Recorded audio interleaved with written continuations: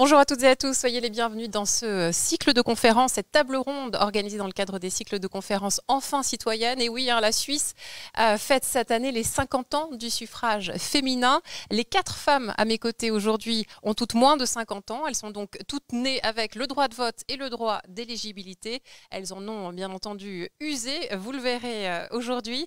Mais avant cela, peut-être ce petit clin d'œil à tous ceux qui nous suivent sur le Facebook Live. J'espère que vous nous entendez bien là où vous êtes. N'hésitez pas à vous manifester le cas échéant. N'hésitez pas non plus à poser vos questions. Elles seront relayées en toute fin de conférence. Donc patience si vous avez des questions à poser à nos différentes intervenantes. Alors on sera ensemble une petite heure jusqu'à 13h15 pour faire le tour d'un thème. Jeune politicienne, quels engagements, quelles attentes. Et je voulais juste commencer par un petit clin d'œil. Un humoriste français, Pierre Desproges, avait dit dans les années 80, il avait une hypothèse selon laquelle le peu de représentativité des femmes sur la scène politique était liée au mépris qu'elles en avaient. Eh bien, vous allez le voir aujourd'hui avec nos 4 invités, bien entendu. C'est tout le contraire qui les anime en politique. Non seulement elles tiennent la politique en haute estime, mais elles se sont lancées avec enthousiasme et foi dans cette voie-là. Permettez-moi de vous les présenter pour savoir qui sera avec nous pendant une petite heure. Je vais commencer par vous, Laude Camille Chanton, bonjour.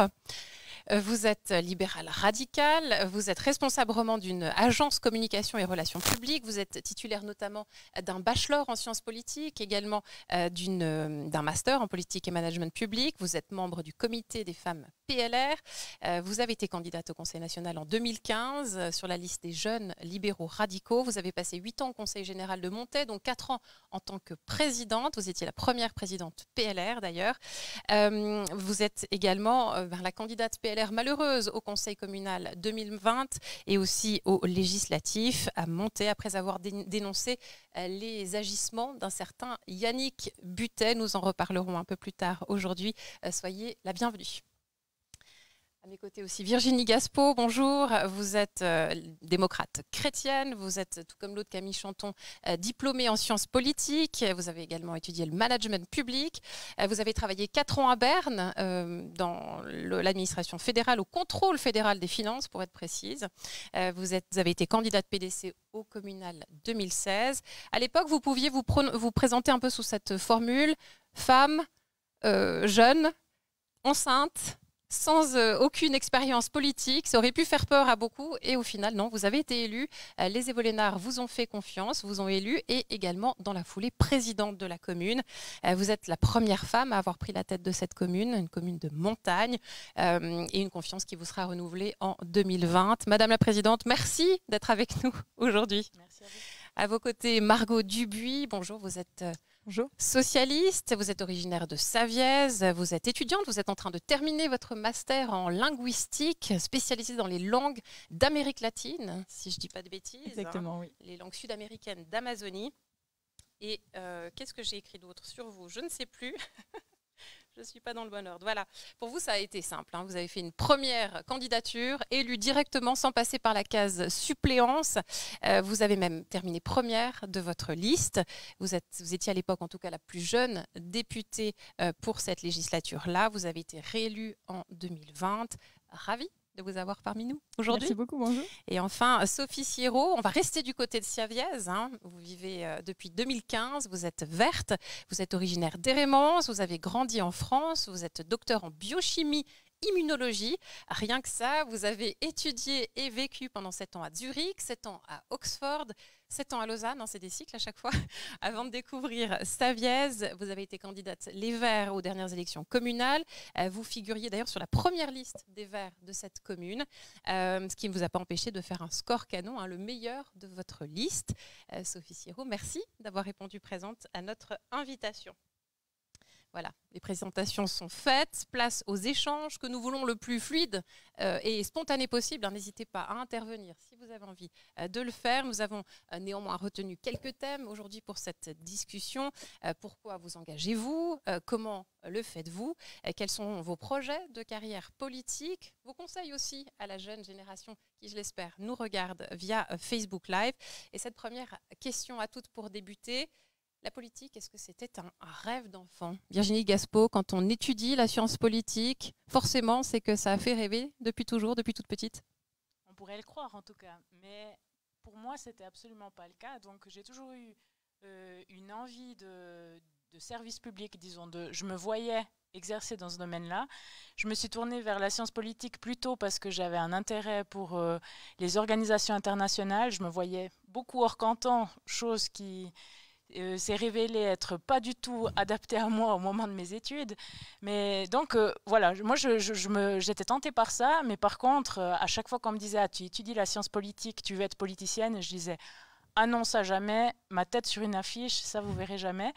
Et puis voilà, donc j'avais envie de me mettre à disposition de la population, mais en tout cas pas de personnaliser en fait mon engagement. J'aurais préféré être la dame de l'ombre, la secrétaire qui aide un homme ou une femme politique, mais pas forcément que moi je m'y engage. Et vous êtes aujourd'hui présidente, donc vous êtes vraiment la première citoyenne de votre commune. L'autre Camille Chanton, vous, c'est une femme qui vous a donné envie de vous lancer en politique, une femme politique montésane. Expliquez-nous d'où vous est venue cette inspiration. Oui, alors c'est vrai que depuis toute petite, j'ai toujours suivi les débats, j'étais toujours intéressée par la chose publique. Et puis, y a eu Rose-Marie Anti qui a accédé au Conseil national. Et là, c'est vrai que ça m'a donné envie de justement servir cette communauté, apporter sa pierre aussi à l'édifice. Et puis, naturellement, ensuite, je me suis dirigée dans des études de sciences politiques et aussi d'administration publique parce que j'avais vraiment à cœur de faire bouger les mentalités, de faire changer les choses. Et pour moi, ça passait par un engagement politique citoyen. Margot Dubuis, vous, c'est un voyage au Pérou qui a agi comme un déclic chez vous. Expliquez-nous. Tout à fait, oui. Alors, bon, je viens d'une famille où la politique a toujours fait partie de nos dîners, de nos soupers. Donc, c'est vraiment quelque chose qui a toujours été, qui a fait partie en fait de mon enfance. Et pour moi, jusqu'à mon retour du Pérou, c'était quelque chose d'un peu abstrait. Voilà, ça faisait partie de mon quotidien, mais sans être vraiment concret. Et le fait d'avoir passé une année là-bas dans un système politique, un système économique totalement différent, ça m'a vraiment fait prendre conscience qu'en Suisse, on a sacrément de la chance, de un, et que en fait, malgré cette chance, il y avait quand même une belle marge de progression. Et en revenant du Pérou, je me suis dit, eh bien, si l'occasion se présente, eh bien, je la saisirai. Et en fait, l'occasion s'est simplement présentée. Et vous avez été élue du premier coup. Oui. Sophie Sierot, alors vous, c'est sur le tard, j'ai envie de dire, que vous êtes intéressée à la chose politique. Vous vous êtes rendu compte finalement dans votre vie professionnelle que si vous vouliez faire changer les choses, il fallait passer par la case politique, c'est ça? Alors bon, moi j'ai étudié la science, donc voilà, je suis très scientifique, très cartésienne. Et je dois avouer qu'en politique, les choses ne sont pas très cartésiennes. C'est beaucoup de l'émotionnel, c'est beaucoup des décisions qui ne sont pas vraiment rationnelles. Et ça ne m'a jamais vraiment très intéressée. Parce que ce côté-là, pour moi, bon, du fait que mes études étaient plutôt... c'était très structuré, ça ne m'a jamais intéressée. Je m'y suis intéressée, en fait, parce que en revenant en Valais, en ayant vu beaucoup de choses, en ayant vécu dans en tout cas 3 pays différents, plusieurs cantons, j'ai trouvé qu'en Valais, il y avait encore beaucoup de choses à faire. Il y a tellement de choses où je me dis, mais c'est pas possible, on a un canton qui est merveilleux, qui est d'une beauté par rapport à d'autres endroits qui est juste incroyable. Et on a tendance, je m'excuse de faire un peu de politique, on a tendance quand même, je trouve, à détruire beaucoup de choses. Et c'est ce côté-là, moi, qui m'a un peu pris au cœur, on va dire, et je me suis dit, il faut quand même faire quelque chose. Et quand les Verts m'ont approché, pour différentes raisons, je me suis dit, pourquoi pas. Je veux bien essayer de faire ma part, et puis on verra où ça mène. Voilà, c'était un petit peu la démarche. Alors on a parlé du rêve, d'où vous est venue cette envie de vous lancer toutes les 4 en politique. Et de ce rêve à la réalité, il y a la campagne qu'il faut vivre, et ce n'est pas toujours une partie de plaisir. Il y a des moments agréables, d'autres un petit peu moins. Je vais commencer avec vous, Virginie Gaspeau. Vous lancez donc à Evolène. C'est votre première campagne. Je l'ai dit, vous étiez enceinte à ce moment-là. Il y avait beaucoup de choses, j'imagine, qui se mélangeaient en vous. Vous aviez sans doute, j'imagine, peur d'être mal accueillie en tant que femme, peut-être, dans votre commune de montagne. Et vous avez cité un des anciens qui vous a croisé un jour et qui vous a dit « Les hommes regardent vers le passé, les femmes regardent vers l'avenir ». Ça a été un élément qui vous a aussi un peu motivé à aller de l'avant. En tout cas, qui m'a rassurée. Parce que c'est vrai que moi, je n'avais pas du tout prévu de faire ça. Vous l'avez dit, hein, j'avais travaillé à Berne. Je comptais vraiment rentrer en Valais pour pouvoir revenir vivre dans ma commune d'origine. Je vivais à Brigue à ce moment-là, donc j'étais quand même en Valais. Mais les allers-retours avec Berne, ça me fatiguait un petit peu, surtout quand on avait un projet familial. Puis cette opportunité est apparue. Je n'ai pas réfléchi trop longtemps. Heureusement, je l'ai saisie. Mais c'est vrai que après, on entend beaucoup de choses. Hein, et puis... même si on est la candidate du parti majoritaire, ce qui fait que ça aide beaucoup et que ça donne confiance aussi au moment de saisir l'opportunité, eh ben on se rend compte qu'il y a peut-être certaines générations qui ne sont pas prêtes, ou même des gens de notre génération qui disent « Ah, mais une femme !» Enfin, tout ça, ça fait réfléchir. Et puis, c'est vrai que je suis en plus tombée enceinte. Alors, le premier titre du Nouvelliste, c'était « Une jeune femme inexpérimentée ». Alors, c'était déjà 3 défauts, puis j'en ai rajouté un 4e, enfin un défaut pour certains. Et puis voilà, en étant enceinte, je me disais cette fois, c'est peut-être la goutte qui va faire déborder le vase. Donc non seulement j'avais peur d'être mal accueillie personnellement, mais en plus de faire du mal à ma liste. Et puis finalement, non. Et puis voilà, de voir que certaines personnes, même d'un autre âge, qui n'avaient peut-être jamais voté pour une femme, ou en tout cas n'avaient jamais imaginé qu'une femme puisse prendre la suite, me disent ça. J'avais mon petit bébé dans le ventre à ce moment-là, ça m'a beaucoup encouragée. Et puis, je peux que constater que ce que m'a dit cette personne, c'était assez vrai. D'autant plus en venant maman, hein, je me rends compte que j'ai vraiment envie d'oublier ce qui s'est fait avant. Pas complètement, parce qu'il faut savoir toujours d'où on vient pour savoir où on veut aller. Mais de vouloir vraiment penser à qu'est-ce qu'on veut mettre en place pour la génération d'après, je pense que c'est important, en tout cas, qu'il y ait des personnes avec un petit peu plus ce ressenti-là que les autres autour d'une table décisionnelle. L'autre Camille Chanton, vous avez vraiment tout connu. Hein, la fluidité de 2 belles élections au Conseil général de Montet, les 4 dernières années en tant que présidente, où tout s'est extrêmement bien passé. Et puis, je l'ai dit en préambule, hein, il y a eu cette affaire Butet, je la résume ainsi, mais vous avez donc dénoncé des gestes déplacés du président de Colombey-Murat, président PDC de Colombey-Murat. Et ça vous a été largement reproché. Vous avez vécu un véritable enfer pour ces 2 dernières élections. Est-ce que vous avez envie de nous en parler, de montrer comment on peut passer du tout au tout aussi en politique quand on est une femme et qu'on ose peut-être dénoncer certaines choses? Alors déjà, ce qu'il y a eu cette année qui était particulier, mais qui était particulier pour tous les partis, c'est vraiment le Covid qui s'est invité, la Covid qui s'est invité durant la campagne électorale, ce qui fait que tous les partis ont dû un petit peu se renouveler, on a dû avoir d'autres stratégies pour toucher les gens, donc ça a été aussi un grand bouleversement dans la manière de faire campagne, ce qui était différent des 2 précédentes campagnes où on pouvait aller à la rencontre des gens, où on avait la possibilité d'échanger, d'être vraiment proche du citoyen. Cette année, il n'y a pas eu cette possibilité, donc ça a déjà été un frein aussi pour se faire connaître. Et puis après, quand on se fait connaître en étant la politicienne qui a dénoncé, c'est aussi beaucoup plus dur parce que là, malheureusement, on n'a pas l'opportunité d'expliquer aux gens ce qui s'est réellement passé. Et puis, le téléphone arabe se fait, des propos sont déformés. Et c'est vrai qu'après, on devient un petit peu victime d'avoir parlé parce que tout est bon quand on veut tuer son chien, on dit qu'il a la gale. Donc, c'est vrai qu'on s'acharne en prétextant un complot politique. Enfin, les compétences et puis le travail n'est pas du tout mis en avant, mais on est vraiment réduit au caractère de victime et de femme, donc ce qui est d'autant plus dur, sachant que quand ça fait 8 ans qu'on est élu, qu'on fait 4 ans en tant que présidente du conseil général, qui est quand même un conseil à 60 membres, c'est pas rien.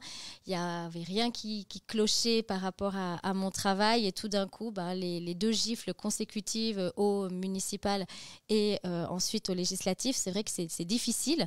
Il ne faut pas non plus mettre toute la faute sur cette affaire. Il y a énormément de facteurs. Notre liste au conseil municipal était excellente. Il y avait beaucoup de jeunes aussi. Donc là, on savait qu'on partait en sachant que ça allait être très serré. Il y a eu l'affaire, ce qui n'a pas aidé, mais il y a aussi d'autres facteurs comme le fait que la liste était excellente. Et puis après, malheureusement, on n'est pas dans l'isoloir avec les gens pour savoir comment voter. Vous regrettez d'avoir parlé? Pas du tout.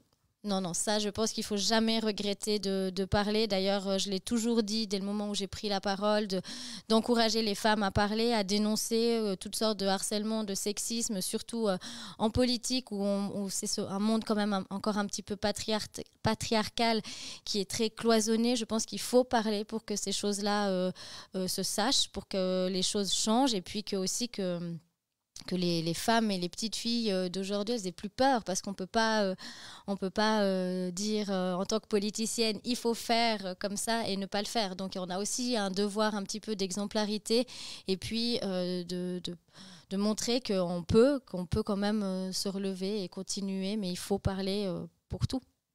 Merci beaucoup. Sophie Sirot, je l'ai dit, pour vous, c'était une première expérience et vous avez déjà constaté 2 choses. La première, beaucoup de bienveillance de la part de la population de votre commune, même des anciens qui vous ont encouragé. Par contre, vous m'avez dit en préparant cette table ronde que vous avez senti que ce n'était pas toujours facile de se faire entendre et prendre au sérieux quand on est une femme, alors même que vous êtes ultra diplômée, si j'ose le dire. Oui, alors je dois dire que moi, j'avais aucune idée de ce qu'était la politique. Hein. Je veux dire, zéro, j'ai jamais fait de politique de quelque manière que ce soit. Et peut-être que j'avais une vision un peu déformée de ce qu'est la politique, parce que quand on lit dans les journaux, quand on voit un peu les attaques, des choses comme ça. Et puis, je dois avouer que quand je me suis présentée pour les communales, j'ai été agréablement surprise de voir en fait un peu cette bienveillance qui existe entre les différents partis, entre les différents candidats, en tout cas à Savièse. Alors, je ne sais pas comment c'est dans d'autres communes, mais ce n'est pas du tout ce à quoi je m'attendais. Pour moi, ça a été vraiment, je me suis dit, finalement, la politique, c'est assez sympa. Ou en tout cas, les gens sont très, très sympas. Il n'y a aucune animosité. Voilà, on n'a pas les mêmes opinions, on n'a pas forcément les mêmes idées, mais voilà, on s'entend bien, on se serre la main, on est cordial les uns avec les autres. Et il n'y a pas de... Donc ça m'a assez surpris, je dois avouer, en bien. Et puis, c'est vrai que j'ai aussi été surprise aussi par comme tu dis, le soutien de gens auxquels je ne m'attendais pas du tout. Et particulièrement de gens peut-être plus âgés, non, je ne vais pas dire les personnes âgées, mais voilà, qui appartenaient pas forcément à mon parti et qui ont vraiment été très encourageants. Et ce côté-là, je pense un peu comme nous tous, ça m'a aussi rassurée.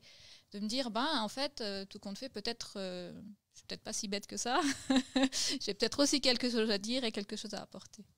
Margot Dubuis, quand on est jeune, comme vous l'étiez au moment où vous êtes lancée, vous êtes toujours jeune aujourd'hui d'ailleurs, et vous vivez cette voie royale finalement dans cette élection, vous avez envie de dire quoi aux jeunes qui nous regardent ? C'est facile, allez-y, lancez-vous, ou est-ce que c'est quand même un univers impitoyable ? Alors la campagne pour moi c'est vraiment très bien passé, parce qu'en fait la chance que j'avais c'était que je pense qu'un bon 90% du temps, c'était pendant les vacances intersemestres universitaires, donc j'étais à 100% là et j'ai pu investir tout le temps que je voulais. Et on était vraiment une bonne équipe et on s'est marré comme des fous, c'était super. Là où, par contre, je me suis heurtée justement à cette condition d'être femme, d'être jeune et d'être socialiste, on va pas se mentir, c'est au plénum. C'est au grand conseil, c'est en amenant des idées. Tout d'un coup, il y avait souvent... comme l'impression d'être seule, mais vraiment très très très seule, avec Dizzy à me dire, mais moi je sentais que pour moi ces idées avaient leur sens, étaient bonnes, mais à l'idée, au moment de les formuler, au moment de les déposer, au moment de les défendre, au moment d'aller chercher des collègues pour leur dire j'ai une bonne idée, est-ce que tu soutiens ? Des fois ça n'a pas vraiment marché. Et c'est là où j'ai senti qu'en fait, oui, il y a quand même des moments où, en tant que femme, on est moins écoutée, ou alors aussi souvent en séance de commission, on n'était que 2 femmes, et une de nous 2 disait quelque chose, et le reste du groupe partait sur complètement autre chose. Et des fois, je me disais, mais est-ce qu'on a été entendus ? Et en ayant fait un workshop avec le bureau de l'égalité, on avait appris un instrument, une façon de faire qui est vraiment super, c'est que quand un argument est dit par une femme et n'est pas repris par le reste, une autre femme le répète. Et j'ai pu en fait mettre ça en pratique. Et franchement, il y a plusieurs fois où c'était très très très utile. C'est une bonne astuce à garder en tête. On va passer, si vous le voulez bien, au 3e volet de notre discussion. Alors après avoir cette lancée en politique après avoir été élue. Est-ce qu'on a, quand on est une femme, un plan de carrière? Est-ce qu'on se voit en politique sur le moyen, long terme? Je vais commencer avec vous, Virginie Gaspeau. On a compris, vous vous êtes lancée à Evolène sur la liste des communales. Vous avez été élue, puis élue présidente dans la foulée. Ce poste de présidente, finalement, il ne vous a pas totalement désintéressé parce que c'est un poste à temps partiel. Alors officiellement 50%, dans les faits, je pense que vous êtes pas loin du 80%, voilà. Mais ça vous permet de concilier vie professionnelle et vie familiale, et c'est aussi pour ça que vous avez accepté cette charge-là. Oui, alors c'est vrai que c'est rentré en ligne de compte depuis le début. C'est vrai, quand l'opportunité elle vient, si on m'avait proposé entre guillemets que le poste de conseillère communale, après ça aurait pu évidemment, j'aurais peut-être réfléchi un peu plus, parce que j'étais en plus en phase où je recherchais un emploi en Valais, donc ça aurait fait peut-être un peu trop de choses d'avoir 3 projets différents. Mais je pense qu'effectivement, au niveau des communes et des petites communes entre guillemets comme la mienne, c'est vraiment une opportunité qui peut s'ouvrir pour les femmes. Après, il ne faut pas se mentir non plus, ça demande de l'organisation, même dans une petite commune. Moi, c'est un peu ça le conseil, en tout cas, que je donnerais, de se lancer. Il ne faut pas hésiter, mais il faut quand même avoir un environnement propice pour nous permettre de réaliser les choses comme on a envie de les faire. Typiquement, le projet familial en même temps que la politique, c'est tout à fait faisable. Les deux côtés, finalement, nous permettent de nous épanouir vraiment de manière différente, mais il faut que quand on est du côté politique, on sache que nos enfants sont pris en charge, qu'on ne doit pas partir dans la minute, enfin ça arrive de temps en temps, mais voilà, qu'il y a un environnement autour, et puis inversement la même chose aussi, qu'on sache que voilà, la politique c'est quand même une priorité aussi, et puis ma foi, des fois il faut quand même mettre le côté familial de côté, parce qu'on a été élu, et puis ça c'est pas rien. Je pense que c'est ça qui est aussi très différent. Je parlais avant que je me voyais plutôt dans un côté fonctionnaire, entre guillemets. Mais là, quand on est côté politique, on ne va pas dire mes horaires ils sont dépassés, je ne réponds plus au téléphone et puis on verra bien demain. Donc voilà, il faut être bien conscient des réalités. Mais après, je pense que c'est très épanouissant. Et puis en tout cas, ça amène aussi beaucoup d'idées pour la suite. Je dirais pas forcément qu'au niveau politique, mais on se crée un réseau, on se crée un peu des vocations aussi, parce qu'on voit que certains domaines nous plaisent peut-être plus que d'autres. Au niveau communal, on a cette chance aussi de pouvoir toucher un peu à tout. Et puis on se dit, peut-être qu'après, là j'ai fait 4 ans, après 8 ans, on verra s'il y a un 3e mandat qui vient ou pas. Mais en tout cas, par la suite, peut-être que tel ou tel plan de politique, dans du para-étatique, etc., ça pourrait me plaire aussi. Margot Dubuis, une petite question à vous. Vous êtes sur le point de finir vos études, je disais, de linguistique. Quand on se lance si jeune en politique comme vous l'avez fait, est-ce que vous êtes lassé plus vite de la chose publique, ou au contraire, ça vous donne envie de vous lancer là-dedans professionnellement sur le long terme? Peut-être un peu des deux, honnêtement, parce que ça permet d'y voir plus clair. Ça permet de comprendre, ça permet de savoir aussi où personnellement j'ai envie d'aller, et où, selon mon ressenti, il y a, où j'ai le plus de chances d'arriver à faire bouger les choses. Et puis la deuxième chose, c'est qu'en fait, j'ai pas fini mes études, parce que certes, je devrais finir mon master à la fin de l'année, mais je vais m'embarquer pour faire un doctorat, et donc je suis repartie pour 4 ans, si c'est pas plus, et c'est entre autres pour ça que je me suis pas représentée à l'élection passée, parce que je vais partir à l'étranger et que du coup, c'est incompatible avec un mandat politique.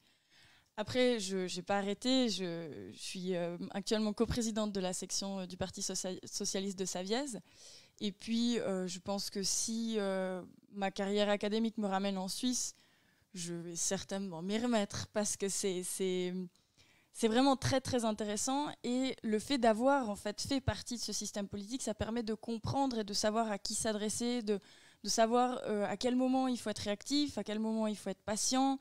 Et ça, c'est vraiment un apprentissage par l'expérience que je trouve très, très gratifiant, et qui maintenant, en fait, a tout son sens, parce qu'en tant que coprésidente de cette section, je sais qu'est-ce qui va arriver. Je sais, par exemple, ça, c'est logique que ça se passe comme ça, mais si tout d'un coup, il y a quelque chose qui ne devait pas tourner rond, j'aurais en fait l'expérience en fait qui me dirait voilà, là ça joue pas. Merci beaucoup. L'autre Camille Chanton, on a parlé il y a quelques minutes de votre dernière expérience pas forcément très agréable en politique. Est-ce que cette expérience-là, est-ce que ces 2 dernières élections vous ont dégoûté de la politique, ou est-ce que vous avez encore la flamme qui brûle en vous, une toute petite flamme pour vous projeter dans les prochaines années? Alors, la flamme est toujours là. Je ne suis pas dégoûtée de la politique. Je suis dégoûtée de certains comportements des électeurs. Et ça, je trouve que c'est aussi pour ça que j'ai encore envie de me battre, pour justement faire changer ces mentalités, faire évoluer, puis ne pas s'arrêter qu'à certains préjugés. Et puis là, moi, j'ai eu la chance de faire partie du comité de campagne de la députation pour le district de Montet. Donc, ça m'a permis aussi de, entre guillemets, me remettre en selle un petit peu, de me réconcilier sur ces 2 derniers échecs qui ont été quand même assez douloureux et tristes pour moi. Mais c'est vrai que j'ai toujours envie de mettre mes compétences, mon énergie, mon temps pour le bien commun. Alors, peut-être dans un premier temps, ça sera de manière associative, et puis dans un deuxième temps, dans la politique, mais rien n'est fermé, je ferme pas la porte. Je pense que le meilleur reste à venir, et puis la roue tourne. Donc, à voir ce que le futur me réserve. On vous le souhaite. Sophie Siero, quand on se lance comme ça sur le tard, entre guillemets, en politique, est-ce qu'on a un plan de carrière? Lequel est le vôtre? Non, alors moi, je me suis lancée, comme je l'ai dit, c'était un petit peu pour faire plaisir, on va dire. Maintenant, je voudrais revenir un petit peu sur ce qu'a dit Margot. Voilà. Je trouve que c'est vrai que le fait de faire de la politique, ça nous permet de comprendre certaines choses. Comment le canton ou comment la commune organise, comment est-ce qu'on fait certaines choses, pourquoi est-ce que ça prend autant de temps, voilà. On arrive un petit peu peut-être à mieux appréhender ce qui se passe autour de nous. Et puis moi, j'ai un petit peu cette maxime qui dit je préfère, vaut mieux agir que médire. C'est-à-dire que à force de toujours dire ouais mais faudrait que blablabla et de rien faire, c'est pas très productif. Donc c'est un peu aussi ce qui m'a poussée à m'engager, parce qu'il y avait beaucoup de choses autour de chez moi, autour de voilà, qui vraiment m'embêtaient, et puis j'en avais marre de dire mais il faudrait que et voilà, et de transformer en fait il faudrait que en je m'engage pour que c'était un petit peu le leitmotiv, on va dire. Et donc je pense que je vais continuer, on verra comment les choses se développent, mais voilà, pour faire avancer les choses justement. Sophie Siero, vous venez de parler de l'engagement, s'engager pour des causes. Eh bien, c'est le 4e volet de notre discussion. Pour quelle cause vous êtes-vous toutes les 4 engagées? Est-ce que dans les faits, vous sentez que cet engagement, alors même que vous occupez une fonction politique, vous aide à faire bouger les curseurs, à avancer les dossiers qui vous tiennent à cœur? Je vais commencer avec vous, Margot Dubuis. Vous avez parlé il y a quelques minutes des discussions en commission, des idées que vous avez pu amener dans les discussions. Vous avez des thèmes qui vous tiennent à cœur. J'en ai relevé 3 importants liés aux femmes. Le premier, c'est le cours obligatoire sur les stéréotypes de genre. Vous êtes favorable à l'écriture inclusive. Vous voulez aussi lutter contre les féminicides. Quand on amène des sujets comme ceux-ci sur la table, ils sont reçus comment dans les faits? Ça se passe comment? Je sais pas, j'ai pas de mots. Ça dépend des gens, ça dépend beaucoup des gens, ça dépend du contexte. Après, c'est des thèmes qui touchent beaucoup, très profondément, parce qu'en fait, la question c'est le féminin. Et ce féminin, il chatouille autant les hommes que les femmes. Et il se cristallise en fait dans tous les thèmes que vous venez de mentionner, que ce soit faire une place au féminin dans la langue française en y rajoutant l'écriture inclusive, sensibiliser les gens, principalement les profs, quand il s'agit de stéréotypes, ou bien justement les femmes qui meurent sous les coups d'un partenaire, d'un ex-partenaire, parce que voilà, il y a une violence qui s'escalade, et malheureusement ça finit très très mal. Et je pense que c'est un combat qui requiert vraiment énormément de patience, parce que c'est quelque chose de très inconscient et de très profondément enraciné dans chaque être humain, et voilà. Virginie Gaspeau, en tant que femme PDC sur la commune d'Evolène, est-ce qu'on peut faire avancer les choses? C'est donc le parti traditionnel, le parti qui a toujours été majoritaire dans votre commune. Est-ce que vous avez pu y apporter votre patte à vous, votre style à vous? j'ose imaginer, mais j'aimerais dire quand même qu'au niveau communal, dans une commune comme la mienne, bon, on est deux partis, hein, mais même s'il y en avait plusieurs, je pense qu'on n'a plus le temps de faire vraiment de l'idéologie au niveau communal. On est noyé sous les contraintes administratives, les procédures, et tout ce qu'on a envie de faire, c'est effectivement bouger un petit peu les choses. J'aimais bien ce qu'a dit Sophie, hein, agir plutôt que médire. Je pense que c'est aussi une partie de notre engagement. On essaye aussi d'impliquer les gens qui ont plutôt tendance à être dans le clan des yakas ou que dans celui des gens positifs et qui essayent de regarder devant. Donc à ce niveau-là, on essaye d'agir, mais c'est pas partisan en fait. C'est plutôt l'approche de se dire, si on se projette pour demain, dans 30 ans, quand mes enfants auront mon âge aujourd'hui, est-ce qu'on aura pu améliorer les choses? Et à ce niveau-là, je pense que c'est important effectivement de s'engager réellement, mais pas forcément... j'ai pas l'impression que j'ai une politique qui est particulièrement PDC. Certainement que pour certains aspects, elle est plutôt centriste, mais sinon, voilà, c'est plutôt un engagement au niveau des choses qui nous tiennent à cœur. Alors en tant que maman, on me demande évidemment si ce qui me tient le plus à cœur, c'est les places de jeu, la crèche et l'école. Je pense qu'il faut de tout autour de la table. De nouveau, ce qui est vraiment important, c'est d'avoir un équilibre. Alors, j'ai aussi bien retenu ce qu'a dit Margot avant, hein, le conseil de quand il y a une femme et l'argument il n'est pas repris, il faut que la deuxième femme... Ça marche, mais moi, alors, j'aimerais qu'il y ait une deuxième femme de temps en temps autour de moi. J'ai tendance à être très souvent la seule. Mais voilà, donc, c'est des petits combats à mener. Et puis, voilà, peut-être pas toujours le prendre comme un combat aussi. Hein. Moi, je pense que où j'amène un petit peu ma patte pour changer un petit peu les choses dans ma commune, c'est quand on a une hiérarchie qui est toujours verticale, mais qui devient un petit peu horizontale aussi. Il y a plus de discussions. Et puis ça, c'est peut-être quelque chose aussi d'un peu plus féminin que de la part des hommes. Où, voilà, moi, c'est vrai que l'ancienne génération aussi, certains, les premiers conseils, avant que j'entre en fonction, ils me disaient, tu leur montreras qui c'est le chef, vraiment comme ça. Puis ça, c'est vrai que ça ne fait pas forcément partie de mon caractère. Puis c'est peut-être aussi un petit peu moins féminin, mais... Voilà, je pense qu'il y a d'autres méthodes pour pouvoir s'imposer avec un autre style. Et puis, on peut quand même apporter sa patte. Mais pour ça, je pense qu'il faut plus de 4 ans, peut-être même plus que 8 ans, parce que c'est vrai que les contraintes aujourd'hui, c'est vraiment horrible. Hein, on n'arrive pas à comprendre peut-être de l'extérieur pourquoi la commune ne fait pas ça, pourquoi le canton ne fait pas ça. Mais on est dans un monde tellement compliqué. Mais voilà, ça fait aussi la beauté du monde, c'est quand on arrive à réaliser quelque chose, on se dit que c'est presque le meilleur projet qu'on pouvait faire parce que tout le monde y a mis sa patte et puis on est arrivé au bout. Mais il ne faut pas se décourager entre deux.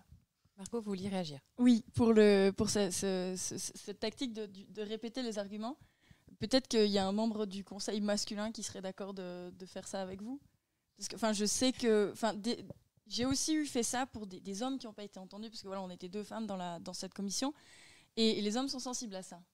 Et j'ai eu l'impression que la balle revenait. Et je pense, franchement, ça vaut le coup d'essayer.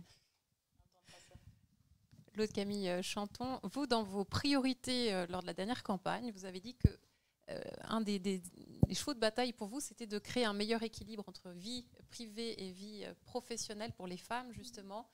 Alors, vous n'avez certes pas été élu lors de ces dernières élections, mais est-ce que vous avez pu déjà faire avancer cette question-là lors des 8 années au Conseil général montaisan? Alors, lors de ma dernière législature, comme j'étais présidente, j'étais un petit peu muselée, si on peut dire, puisque c'est moi qui gérais les débats, qui devais être la maîtresse de cérémonie de ces assemblées législatives. Donc, je n'ai pas pu moi-même déposer des choses, mais par contre, j'ai essayé de faire des petites choses. Ça peut paraître très, très, très anecdotique, mais je trouve que, par exemple, quand on remercie une femme, on va toujours lui offrir des fleurs, et un homme, on va toujours lui offrir du vin. C'est toujours des stéréotypes comme ça qui sont ancrés. Et moi, j'ai voulu changer ça, c'est-à-dire que les hommes que j'ai remerciés recevaient des fleurs et les femmes du vin, parce que j'estimais que c'est des petites choses, mais il faut savoir un petit peu bousculer certains codes. Ensuite, aussi des petites choses mais toutes bêtes qu'on ne se rend pas compte de l'extérieur, mais c'est ces petites choses-là qui font qu'après on arrive à voir les choses changer. C'est que autour de la table, eh bien, donc c'est pas comme au Grand Conseil à Sion où chacun a des tables. Là, on était au foyer du Crochetan. Il y avait des tables un petit peu comme celles qu'on a devant nous qui étaient mises. Et puis, en tant que femme, on est souvent amené à être en jupe, en robe, en talons, peu importe. Et puis, ces tables étaient toujours ouvertes. Il n'y avait pas de rideau. Et ça m'a fortement dérangée parce que je me suis dit, c'est pas parce que on va siéger ce soir qu'il faut qu'on commence à savoir comment on doit s'habiller. Donc j'ai fait recouvrir les tables d'un tissu pour que les femmes qui siégeaient à côté avec moi au bureau n'aient pas ce problème-là. Mais ça, c'est toujours des choses que les hommes ne voient pas, puisque pour eux, c'est jamais un problème. Ils se posent pas ce genre de questions.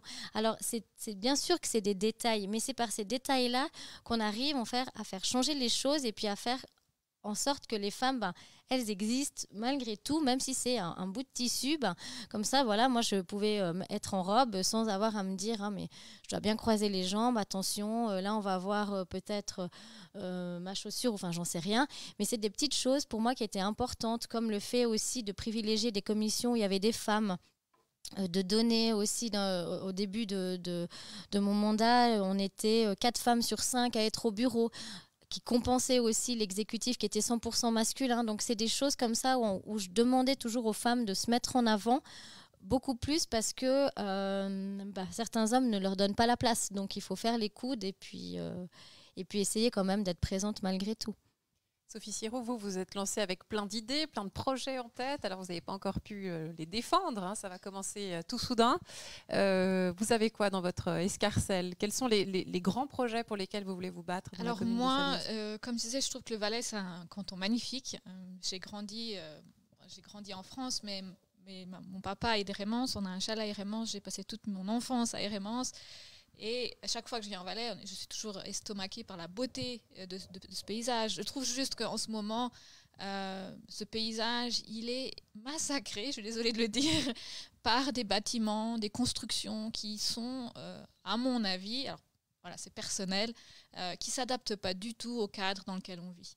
Et moi, j'aimerais me battre justement pour aussi sauver un peu tout ce patrimoine qui existe, mais qui part qui se délabre en fait. Je vois dans les villages, il y a des granges magnifiques. Alors là, je voudrais quand même dire que je trouve que Evolène a fait un travail magnifique de ce côté-là. C'est encore resté quelque chose de très agréable. Je suis pour la modernité, mais je pense que la modernité, elle doit s'adapter aussi un peu à notre cadre de vie et être en harmonie avec les traditions, avec tout ce qui se passe. Et ça me tient vraiment à cœur. On verra si vous arriverez à faire passer toutes ces idées lors de cette législature. On va passer au dernier thème de cette discussion. Ça passe vite, mais je vous remercie parce que c'était très riche et très intéressant. Le dernier thème, c'est tout simple. C'est si des jeunes femmes et des jeunes hommes aussi nous regardent en ce moment même sur Facebook, qu'est-ce que vous avez envie de leur dire pour leur donner cette envie que vous avez eue, vous aussi, de vous lancer, celles et ceux qui hésitent? Margot?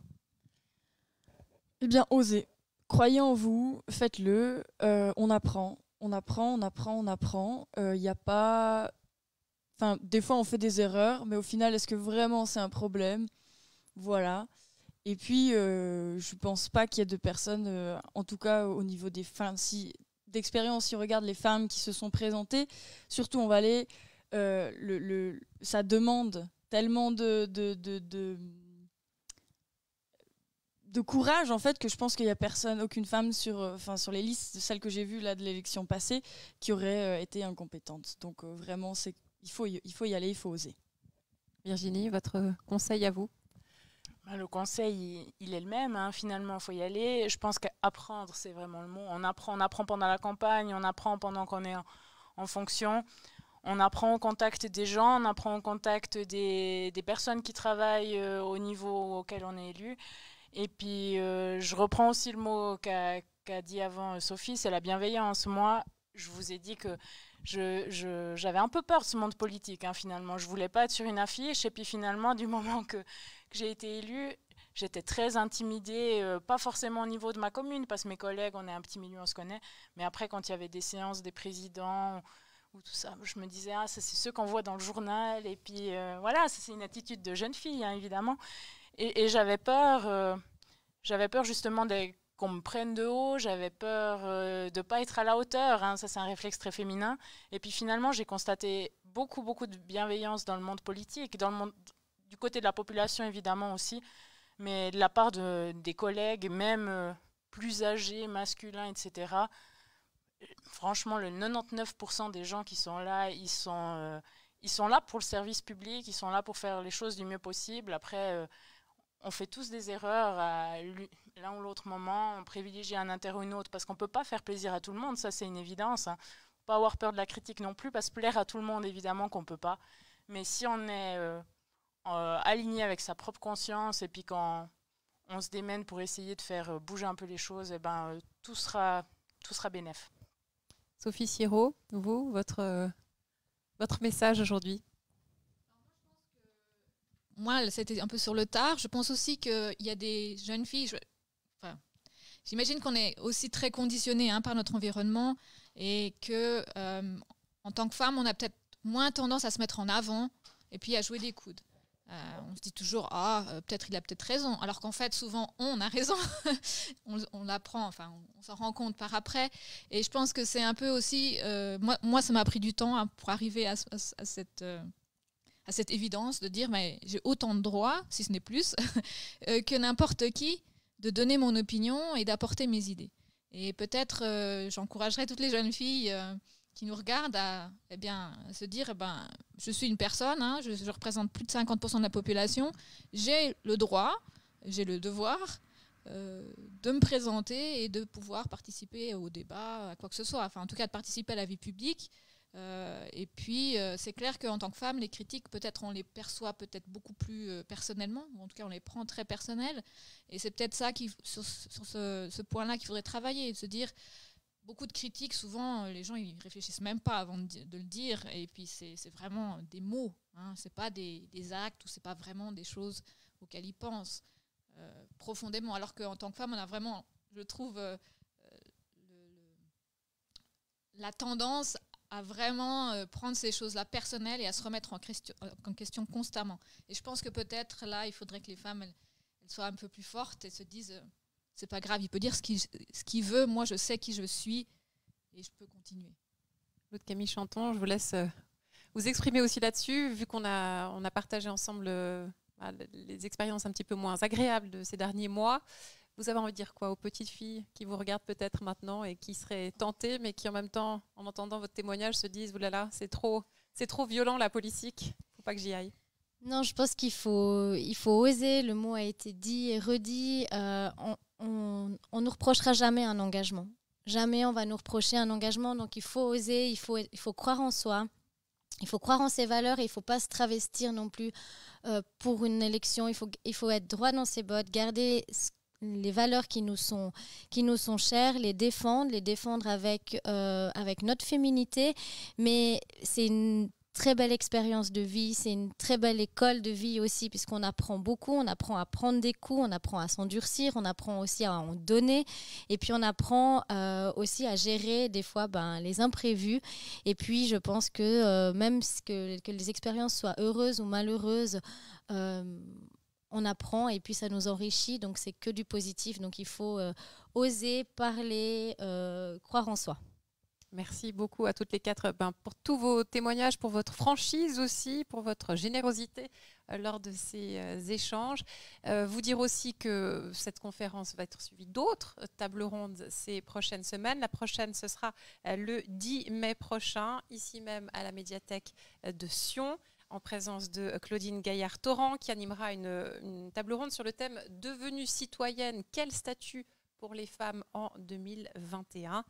Je voulais garder un petit peu de temps quand même pour qu'Isabelle Darbelay-Métraillé vienne relayer vos questions que vous avez peut-être fait parvenir sur notre live Facebook. Je vais découvrir en même temps que vous les questions qui sont venues. Je vois un petit mouvement de tête, il n'y a pas eu grand-chose. Je voulais qu'on ait le temps de discuter de certains éléments. Est-ce que Isabelle, vous voulez peut-être nous rejoindre pour vous aussi peut-être poser les questions qui vous restent en tête à l'issue de cette discussion? Oui, merci, mais j'aimerais déjà vous remercier au nom de l'Office cantonal de l'égalité de la famille, remercier les arsenaux qui nous accueillent aussi aujourd'hui et puis vous d'avoir participé à ce débat. Évidemment, ce n'est pas celui dont on aurait rêvé puisqu'on aurait aimé avoir du public, avoir une interaction. Effectivement, sur Facebook, il n'y a pas eu beaucoup de questions qui ont été posées. Il y a eu des vues et on va encore diffuser cette table ronde. C'est vrai que l'idée de toute cette série de conférences, c'est de montrer comment les femmes aujourd'hui s'engagent, de montrer ce qu'elles amènent à la politique. Et c'est vrai qu'en voyant les résultats des dernières élections, que ce soit au niveau communal et surtout maintenant au niveau cantonal, eh bien, on a vu une telle progression des élus femmes dans notre beau Valais qu'on ne peut que vouloir continuer encore cet engagement. Ce qui m'amène peut-être à une question justement pour vous. Alors, il y a 50 ans que les femmes peuvent effectivement voter. Je ne vais pas vous demander où vous imaginez qu'on sera dans 50 ans, mais peut-être déjà dans 10 ans, comment est-ce que vous imaginez peut-être soit votre propre carrière, mais soit aussi les instances de ce canton. Est-ce qu'on va dans ce sens? Dans 10 ans, donc. Moi, dans 10 ans, j'espère qu'on sera plus nombreuses un peu partout. Hein. Vous parliez qu'il y a une belle amélioration au niveau du Parlement. Alors, ça va faire plaisir à tout le monde. Ça va faire plaisir aux petites filles qui verront l'hémicycle avec beaucoup plus de femmes. Enfin, ça ne va pas seulement faire plaisir, ça va leur donner envie, ça va leur montrer qu'en fait, il n'y a pas de différence entre les hommes et les femmes. Et puis, moi, c'est vers ça que j'aimerais qu'on aille. C'est que finalement, quand il y a une femme qui dit sa fonction, on ne s'étonne pas « Ah, tu as cette fonction-là ?» Ah, une femme. Enfin, moi, c'est vrai que je viens d'une commune, d'un fond de vallée, puis ça étonne beaucoup. Et des fois, ça fait sourire, puis au bout d'un moment, ça use un petit peu aussi, hein, quand même. Quand à chaque fois, on soit étonné que ce soit une femme. Et puis, moi, j'ai 3 petits garçons. En tout cas, je vais essayer de tout cœur de leur apprendre qu'on ne doit pas être étonné pour une fonction, que ce soit un homme ou une femme. C'est égal. Tout est accessible à chacun. Dans 10 ans, je pense que c'est un peu illusoire. Là, ce serait peut-être dans 50 ans, en fait, la question. Mais voilà, en politique, comme dans le reste de la société, qu'on ne s'étonne plus que ce soit un homme ou une femme qui remplit telle ou telle fonction. En ce qui me concerne, je pense que 10 ans, c'est un laps de temps qui est extrêmement court parce qu'on s'attaque à des changements sociétaux, on s'attaque à des changements de mentalité et il y a eu des études qui montrent qu'un changement de mentalité, c'est 5 générations. Donc je pense que 50 ans, c'est un temps tout à fait raisonnable et donc je pense qu'on a mis en marche, et ça c'est déjà vraiment génial. Personnellement, je suis... je pense que ça se voit sur mon expression. Je pense que ce qu'on a mis en marche là, c'est très très grand et notre rôle à nous ici présentes, c'est d'être sûr que ce mouvement garde cette inertie. Et puis après, c'est comme tout, à mon avis, il y aura des hauts et des bas. Et je pense que dans 50 ans, on aura monté, on aura fait de ce qui maintenant est une exception, eh bien une réalité, et ce qui est logique. Et que pour les jeunes, ce sera absolument normal que la moitié du Parlement soit féminin, que tous les exécutifs, indépendamment que ce soit dans la fonction publique, que ce soit dans les grandes entreprises, les petites entreprises, les moyennes entreprises, il y ait des représentantes du genre féminin. Et moi, j'ose aussi pousser la réflexion et me dire que ce soit vraiment une société inclusive, parce qu'au final, réduire cette société à une façon de voir ces êtres de manière binaire, c'est faux, c'est pas la réalité. Et je pense que, indépendamment que ce soit notre genre, notre orientation sexuelle, notre couleur de peau, cette diversité a sa place, et j'espère que dans 50 ans, on pourra la voir et qu'elle sera normale et que ce ne sera pas quelque chose d'extraordinaire. Alors, avant d'aller à 50 ans avec toutes les belles belles utopies et buts qu'on a vus, moi, dans 10 ans, j'aimerais qu'il y ait déjà plus de femmes dans tous les parlements, que ça soit des hémicycles beaucoup plus colorés, et puis surtout qu'on ait de nouveau un conseil d'État avec des femmes. Et pas seulement une, mais qu'on conjugue ça au pluriel dans toutes les communes, et puis que justement on arrive peut-être à tendre vers cette égalité salariale qui est aussi un gros sujet, qui est encore un problème en Valais, donc que les entreprises acceptent de payer la même chose, le même salaire à un homme et à une femme. Ça, c'est quelque chose que je pense que dans 10 ans ça pourrait avoir lieu, et puis aussi peut-être qu'avec plus proche que dans 10 ans, d'avoir la révision du code pénal qui prend en compte le consentement, le non-consentement ou le consentement dans la définition du viol. Ça, je pense que ça va être des premières batailles qui peuvent être gagnées dans un laps de temps plus court, mais j'espère vraiment que dans 10 ans, ça soit beaucoup plus coloré, en tout cas partout, dans toutes les sphères de la société. Alors moi, je vais peut-être dire que oui, il y a eu une progression, on est d'accord, mais je tiens quand même juste à mentionner que c'est vraiment du côté des députées suppléantes qu'on a vraiment eu une grosse progression de femmes. Alors moi, je souhaite en fait que les postes à responsabilité, ou en tout cas peut-être un peu plus, on va dire, soient plus occupés par des femmes. Je trouve qu'on pourrait encore augmenter le nombre de femmes dans les députés.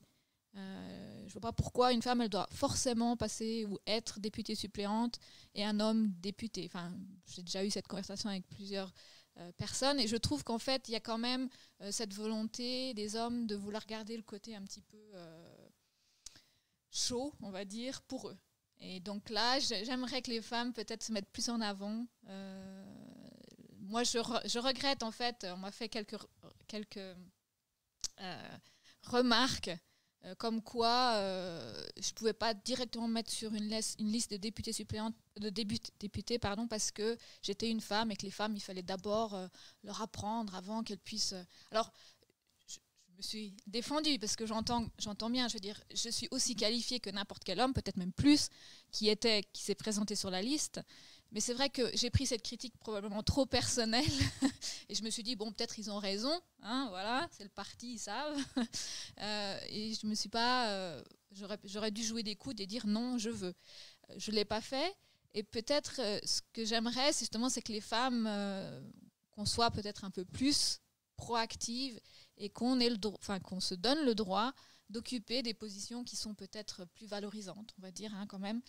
Député, c'est quand même plus valorisant que député suppléante. Je ne dis pas que ça n'a pas de... Mais voilà, je pense que j'aimerais qu'il y ait plus de femmes dans des positions qui sont un peu plus... je ne trouve pas le mot maintenant, mais... reconnues et voilà, plus hautes. Je vois dans les conseils d'administration, que ce soit au niveau aussi de tout ce qui est chef, en général, il y a très peu de femmes. Voilà, je pense que là, j'aimerais, et j'espère que dans 10 ans, ce pourcentage aura augmenté et qu'on arrivera d'ici 50 ans à 50-50. Voilà. C'est une partie, en tout cas, effectivement, merci. Je pense que l'essentiel a été dit. Je pense que c'est important que les femmes, effectivement, osent affirmer comme vous le faites. Je ne veux pas être députée suppléant, je veux être députée. C'est important de s'affirmer, c'est important d'avoir tous les outils. On a évoqué tout à l'heure des formations qui ont été faites dans le cadre de notre office. Je pense que c'est important. On en a pour la politique, on en a aussi pour les conseils d'administration, par exemple, une formation qui va débuter, parce qu'effectivement, les femmes doivent mettre tout de leur côté, avoir les meilleurs arguments possibles pour être élues, pour être choisies, pour être mises en place. Et puis, d'un autre côté, je le dis aussi quand même, les partis, effectivement, ont un rôle important à jouer, parce qu'il faut accepter que ces femmes soient sur les listes. Il faut non seulement les mettre, il faut ensuite les soutenir, les mettre en avant, les soutenir après aussi pour des présidences de commission, pour des présidences du Grand Conseil ou d'autres instances. Donc, je pense que c'est vraiment des deux côtés. Les femmes elles-mêmes ont leur rôle à jouer, et puis les partis et les autres institutions aussi doivent comprendre que le monde est fait de femmes et d'hommes, d'autres peut-être aussi pour faire un clin d'œil à Margot, mais en tout cas de ces deux composantes de genre, et que les deux ont leur importance et que rien de mieux finalement que la complémentarité. En tout cas, quand je vous vois, quand je vois votre engagement, quand je vois vos profils, je me fais pas de soucis pour la suite. Donc merci d'avoir participé, bonne suite et puis à bientôt dans une autre élection, quelle qu'elle soit. Merci. Merci. Merci à vous. Merci.